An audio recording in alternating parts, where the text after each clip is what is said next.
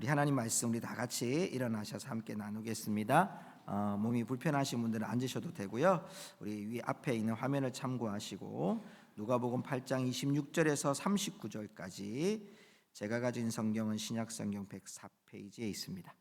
우리 한 절씩 말씀 교독하는 가운데 하나님의 은혜가 임하기를 원합니다. 26절입니다. 그들이 갈릴리 맞은편 거라사인의 땅에 이르러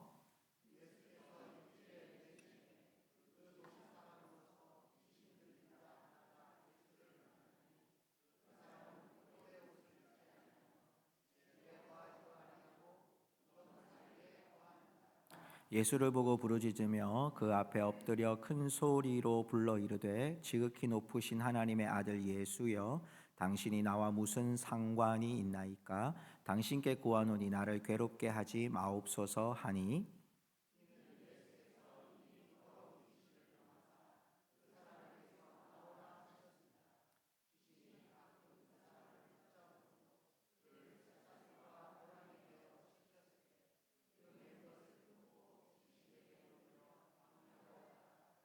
예수께서 내 이름이 무엇이냐 물으신즉 이르되 군대라 하니 이는 많은 귀신이 들렸음이라.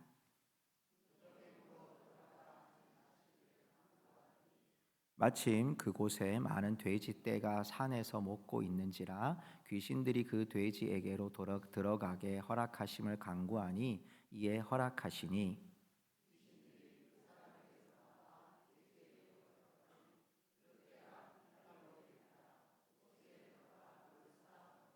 치던 자들이 그 이루어진 일을 보고 도망하여 성내와 마을에 알리니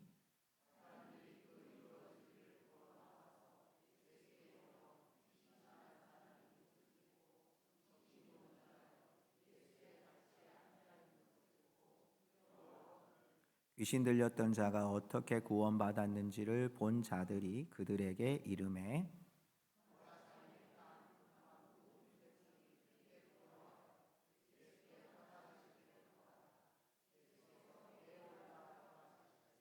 귀신 나간 사람이 함께 있기를 구하였으나 예수께서 그를 보내시며 이르시되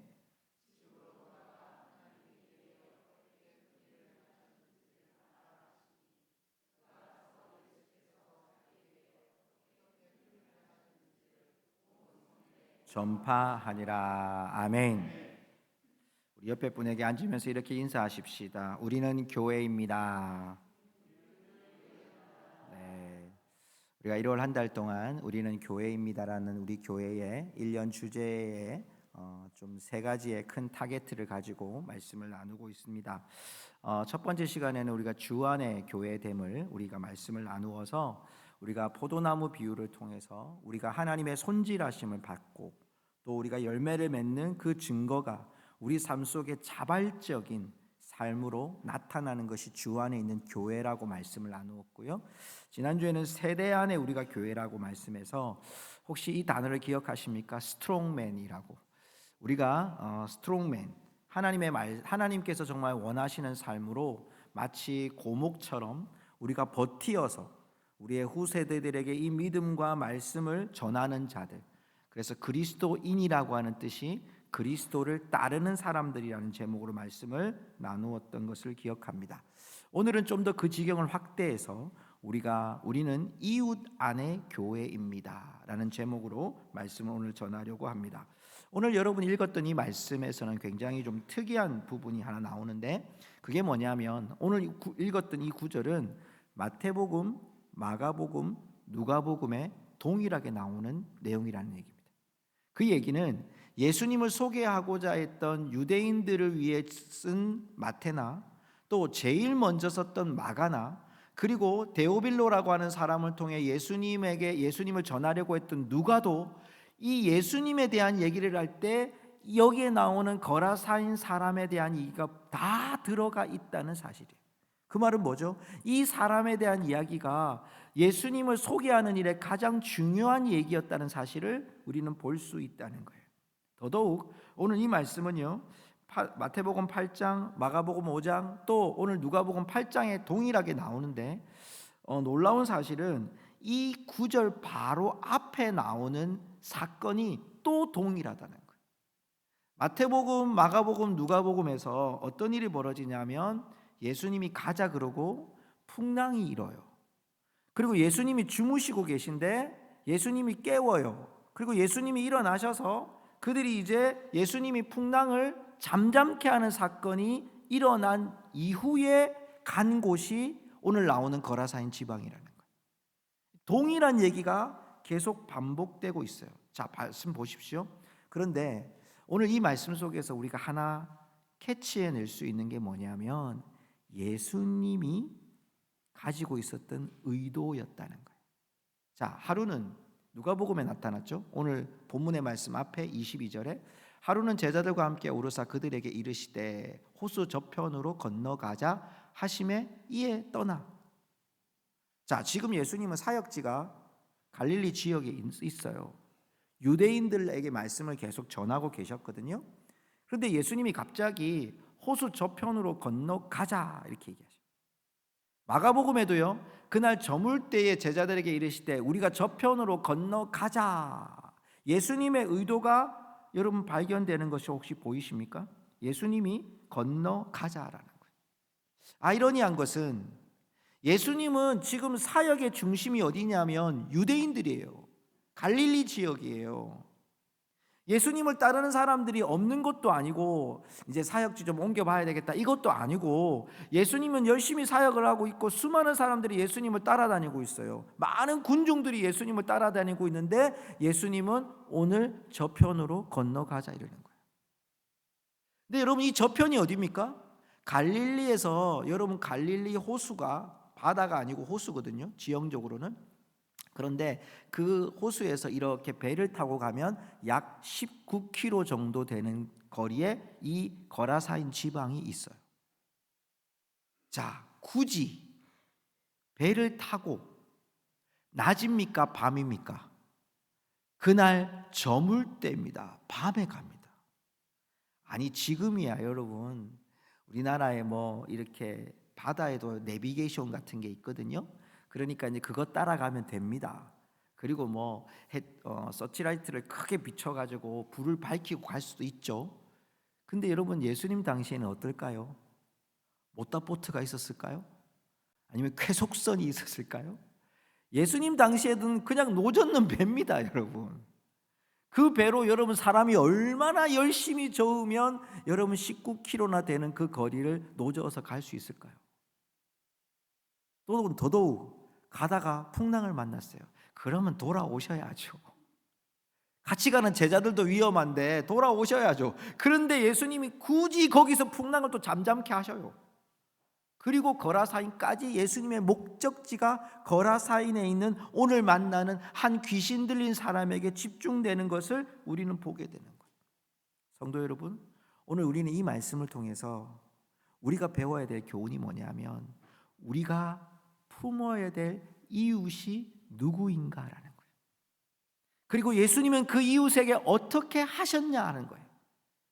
그리고 또한 우리는 이 모습을 보고 어떤 시선으로 이 이웃을 바라봐야 될 것인가 라는 것을 오늘 예수님이 귀신 들린 사람을 만나는 장면 속에서 우리는 바라보게 돼요. 자, 먼저 우리는 예수님이 건너가신 이 땅이 거라사인이라고 그랬고 이 땅이 이방인 땅이라 그랬어요. 이스라엘은요 지형적으로 참 놀랍게요 딱 이렇게 여러분 손을 펴서 보면 약간 갈릴리 호수가 이런 손의 방향으로 보시면 이쪽에서 이쪽으로 가면요 그냥 이쪽은 유대인이고 이쪽은 이방인인 거예요. 그 여러분 대표적인 증거가 뭐냐면 오늘 성경 말씀에 보면 돼지떼가 나오거든요. 유대인들은 돼지떼를 아주 귀하게 여기지 않습니다. 아주 거룩하지 않는 부정한 동물로 취급합니다. 쪽발이 갈려있고 율법에 여러분 그렇게 돼 있거든요. 쪽발이 갈려져 있고 부정한 동물이다. 지금 우리가 복음이 없으면 돼지고기 드신 분들은 전부 다 부정하신 분이 돼버리는 거예요. 얼마나 감사해요. 복음이 있어서 삼겹살도 드실 수 있고 족발도 드실 수 있고 여러분 그런데 그렇게 여러분이 율법에 정하지 않은 것들에 대해서 키우는 돼지떼가 있는 이방인 땅에 유대인이 발을 내디는 것 자체가 굉장히 위험한 거예요. 왜? 그 땅에 발만 내디뎌도 이 사람은 부정한 사람이 되는 거예요. 예수님이 부정한 사람이 되는 그런 상황이 되는데 예수님이 지금 이 귀신 들린 사람 때문에 거라사인으로 넘어가요. 그리고 오늘 만난 예수님을 만난 귀신 들린 사람은요, 어떤 사람으로 나오느냐 하면 27절에 이런 표현이 나옵니다. 자, 본문의 27절을 한번 볼까요? 27절 말씀을 보면요, 보십시오.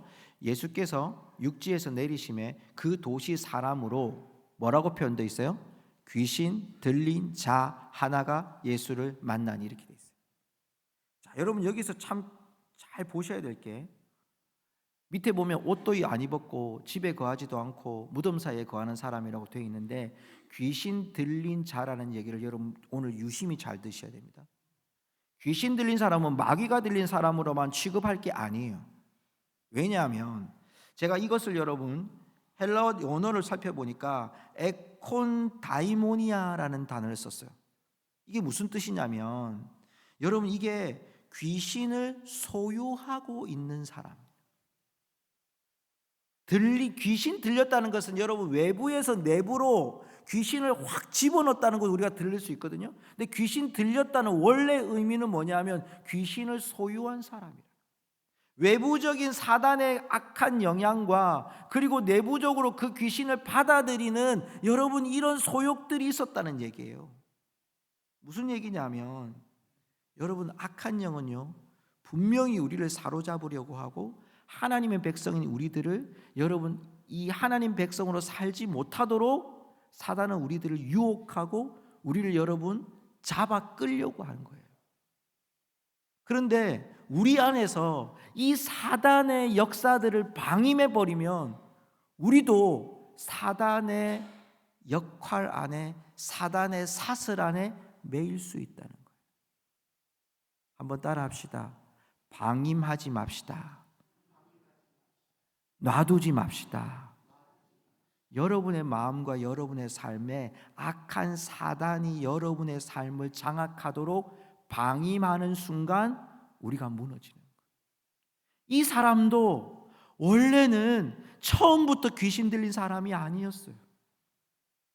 여러분 이 사람이 지금 원래 집이 있었던 사람이고요, 원래 마을 안에 있었던 사람이에요. 그런데 그가 귀신의 들림으로 말미암아, 귀신을 소유함으로 말미암아, 귀신에게 자신을 내어줌으로 말미암아 영적으로 우리의 삶이 하나님 앞에 온전히 계속 서가지 못하면 우리 삶에 방임하는 삶이 한 번, 두 번, 한 단계, 두 단계 놔두는 순간 나도 이 귀신 들린 사람처럼 될 수 있는 위험성이 우리 모두에게 있다는 사실이에요. 성도 여러분 유념하십시오. 한번 예수 잘 믿었다고 끝난 게 아닙니다. 여러분 안에 사단에게 방임하지 않도록 영적으로 계속 여러분 영적인 울타리를 치지 않으면 우리도 위험한 존재가 될 수 있다는 거예요. 오늘 이 사람의 형편을 보십시오. 귀신 들린 이 한 사람이 예수를 만나는데 오래 옷을 입지 않았습니다. 두 번째는 참 중요한 단어가 하나 나옵니다. 집에 거하지 아니하고. 제가 왜 중요하다 하냐면 39절에 또 집이 나와요. 집으로 갔다는 얘기가 나오거든요. 그러니까 집은 어떤 곳입니까? 이 사람이 원래 거처 하던 곳인 거예요. 원래 집이 있었습니다. 울타리가 있었습니다. 그런데 그 속에 살지 않고 사단으로, 악한 영의 세력으로 그는 이제 집에 살지 않고 무덤에 살아요. 여러분 우리나라의 무덤을 생각하시면 안 되고요, 이스라엘의 무덤은 동굴입니다. 동굴. 그러니까 한쪽에는 여러분 입구에는 넓고요, 저 한쪽에 무덤이 있는 거예요. 그러니까 이게 귀신에 사로잡힌 사람이 되니까 동굴에 가서 여러분 잠을 자는 거예요. 저 안쪽에 여러분 그 시신이 있는데 바깥쪽에서 동굴 안에 들어가서 자는 거예요. 여러분 이 사람이 정상적이지 못하죠? 여러분 이 참 놀랍게도 28절 보십시오. 그런데 이 사람이 고백하는 말을 보십시오. 예수를 보고 부르짖으며 그 앞에 엎드려 큰 소리로 불러 이르되 지극히 높으신 하나님의 아들 예수여, 당신이 나와 무슨 상관이 있나이까. 누구를 알아봐요? 예수를 알아봐요. 귀신이 예수를 알아봐요.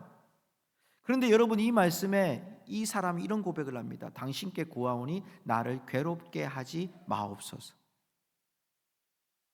자, 그 말은 뭐죠? 일단 예수님의 등장은 자신에게 괴로운 존재가 되어지는 거예요. 왜 그럴까요? 여러분 마귀를 심판한다는 소리 들어보셨습니까? 요한계시록 20장 10절에 가면 이런 구절이 있습니다. 한번 띄워주시겠습니까? 또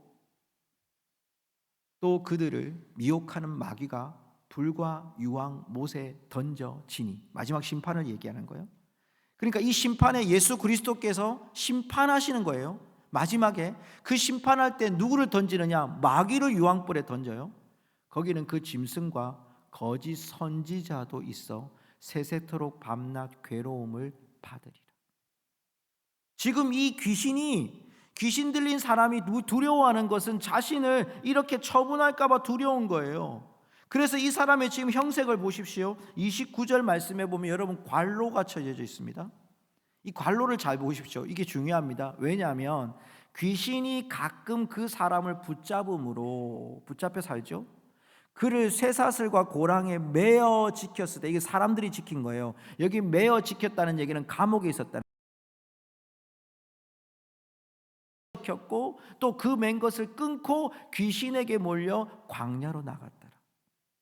오늘 예수님이 만난 이 이웃은 누굽니까? 귀신 들린 사람이에요. 귀신이 장악하는 사람이에요. 귀신이 힘을 준 사람이에요. 귀신이 그를 몰아서 광야로 내몰았던 사람이에요. 잃어버린 영혼이에요. 하나님을 만날 수 있는 가능성이 0.00001%도 없는 사람이에요. 왜? 마귀가, 사단이 광야로 이 사람을 몰아내는 거예요. 저는 말씀을 묵상하다가 이 광야가 마음에 와닿았어요. 그렇구나. 우리의 인생 가운데 광야라고 하는 것은요, 척박한 땅을 말하는 거잖아요. 방향을 알 수 없는 곳이에요. 뭔가 소망이 없는 땅입니다. 이스라엘의 광야는 낮에는 50도쯤 되고요, 밤에는 영하 날씨가 되는 곳입니다. 여러분, 그런 땅에 광야에서 꽃이 피거나 열매가 맺거나 없습니다. 여러분, 그냥 사는 것 자체가 기적인 곳이에요. 그런 광야에 이 사람을 내몰았다는 것은 자기의 힘이 아니잖아요. 사단의 힘이잖아요. 악한 영의 힘이잖아요. 그 형이 지금 완전히 나둥그레진 거예요. 잃어버린 거예요. 울타리를 넘어간 거예요. 도저히 돌아올 가능성이 없는 사람이에요. 그 사람을 광야라고 표현하고 있죠. 성도 여러분, 이 사람을 또 여러분 30절에 보니까요, 그 사람 이름을 예수님 물어봐요. 너 이름 뭐야? 이랬더니 군대입니다. 왜? 많은 귀신이 들렸습니다. 여러분, 여기 군대라는 단어가 레기온이라는 단어인데요, 1레기온의 그 규격을 제가 연구하다가 마침 이재만 장로님 오셔가지고 군인 출신이니까 여쭤봤어요. 이 여러분 1레기온이요, 군병, 완전 무장한 장병 6,000명, 그리고 거기에 우리나라 말로, 지금 요즘 말로 기계와 부대 120명 이렇게 됐대요. 제가 물어보니까 이게 여단급은 아니고 사단급보다는 못한, 그래서 여사단 이렇게 얘기해요. 여사단, 중간쯤 되는. 여러분, 이 6,000명이 있어도 여러분 부대가 엄청난 겁니다. 우리 22사단, 우리 지역에 있는 22사단보다 조금 작은 부대인데, 여러분 이게 엄청난 부대 아닙니까? 그 6,000명이라고 하는 그 군대 용어를 사용해서 이 사람 안에 귀신이 들어가 있다는 거예요. 감당하지 못할 사람이에요, 이 사람은. 그런데 그 영혼을 주님이 오늘 만나시는 거예요. 왜? 어쩌면 여러분, 우리가 지금 만나야 될 그 이웃은 이 시대의 광야를 살아가고 있는 한 사람일 수 있어요. 삶의 울타리를 치고 세상으로 나오지도 못하고 문제를 해결하지도 못하고 삶에 묻혀져서 아무런 희망도 찾지 못하는 그런 영혼일 수도 있어요. 아니면 중병에 걸려서 도저히 회복할 수 없는 영혼일 수도 있어요. 아니면 예수님을 옛자도 들어본 적이 없는 영혼일 수도 있어요. 아니면 예수님에 대해서 거부 반응이 있거나 어릴 때 상처가 있거나 그래서 교회를 떠난 지가 오래된 사람일 수도 있어요. 여러분, 그런데 중요한 것은 오늘 그 영혼을 예수님이 만나 주셨다는 사실이에요. 예수님이 어떻게 해요? 그 영혼을 만나기 위해서 예수님은 여러분 사역을 멈추시고, 예수님은 제자들과 함께 풍랑이는 바다를 뚫고 그 바다를 잠잠케 하시고 그 한 영혼을 위해, 결과적으로 보면요, 그 한 영혼 구원하고 예수님 다시 배 타고 넘어와요.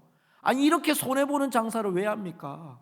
아니 사람들이 좀 추궁하고 막 전도하면 사람들이 막 오고, 내가 말을 하면 좀 말이 통하고, 또 교회 다닌 지 오래된 사람이라 좀 예수 믿는 것에 대해서 교통이 되고, 이런 사람들과만 있으면 얼마나 좋겠어요. 그런데 하나님이 우리 주위에 그런 사람들만 주신 것이 아니라는 거예요. 소통이 안 되고, 하나님의 창조론을 부정하고, 동성애를 예찬하고, 또 여러분 우리 주위에 뭐 때로는 욕심도 있고, 세상에 성공한 사람도 있고, 능력 있는 사람들도 있어요. 하나님 없이도 살 사람 같은 자들도 있을 수 있어요. 그런데 그들의 인생은, 여러분 우리의 영적으로 보면 그들은 광야라는 겁니다. 오늘 주님은 그를 어떻게 만나 주시고 있습니까? 거라사인 땅으로 가셨어요. 의지를 가지고 예수님은 가셨습니다. 광풍을 뚫고 가셨습니다. 그리고 29절에 이런 말씀을 하십니다. 이는 예수께서 이미 더러운 귀신을 명하사 그 사람에게서 나오라 하셨습니다. 저는 이 말씀 보면서 시간적으로 계산을 해봤어요. 자, 29절이요. 이는 말이잖아요. 그럼 28절을 보세요. 28절에 보면 예수를 보고 이 사람이 부르짖어 왔어요. 그리고 예수님이 지극히 높으신 하나님의 아들이라고 했죠. 근데 29절 보십시오. 29절 보면 이는 예수께서 이미 더러운 귀신을 명하사, 이미. 자, 그러면 여러분 이 시각적인 차이를 보세요. 예수님을 만나고, 예수님이 순서가 어떻게 됩니까? 예수님 만나고 예수님이 귀신을 명해서 쫓아내보내시고, 그리고 이가 지금 예수님 하나님의 아들이라고 고백하는 거예요. 자, 지금 이 순서를 보면 예수님은 그를 만나자마자 바로 예수님의 이름을 선포하고 있는 거죠. 군대 계신 사람이 어떤 상황인지, 뭐 제어할 수 있는 힘이 있는지, 그 사람하고 좀 대화를 나눠보든지, 그거 없어요. 예수님은 그를 보자마자 예수 그리스도의 이름을 선포하고, 여러분 귀신을 내쫓으시고 하나님의 능력을 선포하신 줄로 믿습니다. 이게 여러분 예수님의 능력이에요. 예수님 만나신 거예요. 여러분 우리가 무슨, 여러분 이웃을 만날 때 우리가 무슨 큰 능력이 없잖아요. 그죠? 아니 목사인 제가 이렇게 예수 안 믿는 사람들을 보고 눈빛만 딱 맞춰가지고, 당신 예수 안 믿으면 며칠 후에 지옥에 떨어질 겁니다. 이래서 다 믿고 오면 이 고성군이 여러분 1년 안에 다 예수 믿게 됩니다. 그죠? 근데 하나님 우리한테 그런 능력은 절대 안 주시더라고요. 절대는 아닙니다. 하나님 들으셨죠? 절대는 아니고. 내가 그런 말을 해도 잘 안 돌아올 때가 많아요. 우리 그렇잖아요. 우리가 그런 능력을 아무리 말을 잘해도 안 돌아와요. 하지만 여러분 우리는 지금 주 안에 뭡니까? 우리는 주 안에 뭡니까? 교회입니다. 우리는 세대 안에 뭡니까? 교회입니다. 교회는 누구를 품고 있는 곳입니까? 예수님을 품고 있는 곳입니다. 이제 내가 사는 것은 내 안에 그리스도께서 사신 것이라. 아멘. 내 안에 누가 사신다고요? 그리스도께서 사시는 거예요. 내가, 여러분 나는 연약하지만 내 안에 있는 예수 그리스도가 선포될 때, 여러분 그 광야를 사는 자가 예수 이름 앞에 두려움을 갖고 깨닫게 되고 반드시 주님의 은혜 가운데 돌아오게 하실 줄로 믿습니다. 여러분 이게 주님의 역사예요. 군대 귀신이요 놀라 자빠졌습니다. 그래서 군대 귀신이 지금 나를 저 돼지떼에 내가 넣어 주십시오 이렇게 얘기를 합니다. 예수님이 허락을 합니다. 여러분 왜 돼지떼일까요? 부정한 것에 돼지떼잖아요. 그러니까 지금 이 사단은요, 이 부정한 것을 통해서 그 돼지떼니까, 여러분 한두 집이 아니라 돼지떼를 키우고 있다는 것은 당시에 그 이방인들에게는 재산 목록 1호입니다. 경제 활동을 하고 있는 거예요. 그런데 그것을 여러분 몰살시킴을 통해서 예수님의 존재를 위축시키거나 예수님의 능력을 위축시키려는 고도의 전술을 쓴 거예요. 근데 예수님이 허락을 합니다. 여러분 완전히 몰살해버렸습니다. 놀라운 사실은요, 오늘 이 성경의 말씀에 보면 그 사람들이 이 능력을 보고요, 예수 이름 앞에 선포되는 이 능력을 보고 이들이 여러분 어떤 모습을 보이는지 보십시오. 35절을 보십시오. 자, 사람들이 이 이루어진을 보러 나와서, 자, 이 일을 봤어요. 돼지떼가 몰살되는 걸 봤어요. 그리고 두 번째, 자, 귀신 나간 사람이 옷을 입고 정신이 온전한 것을 봐요. 35절에, 그죠? 자, 그리고 36절에 보십시오. 귀신 들렸던 자가 어떻게 구원받았는지를 본 자들이 그들에게 이름에 대했습니다. 뭘 봤어요?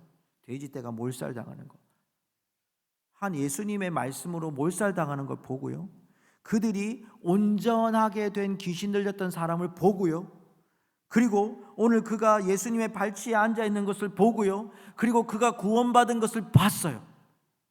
그런데 이들의 반응이 뭐냐 하면 35절과 37절에 보니까 두려워하여 이렇게 나옵니다.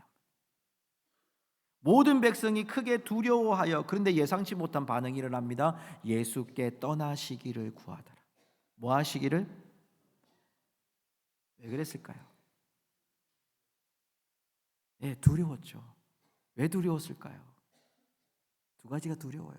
하나는 예수님이 갑자기 나타나서, 예수님이라는 분이 나타나서 이방인 땅에 와서 예수 능력을 행하니까 완전히 혼돈되어진 거예요. 귀신 들렸던 사람 나가니까 혼돈된 거예요. 혼돈되어졌어요.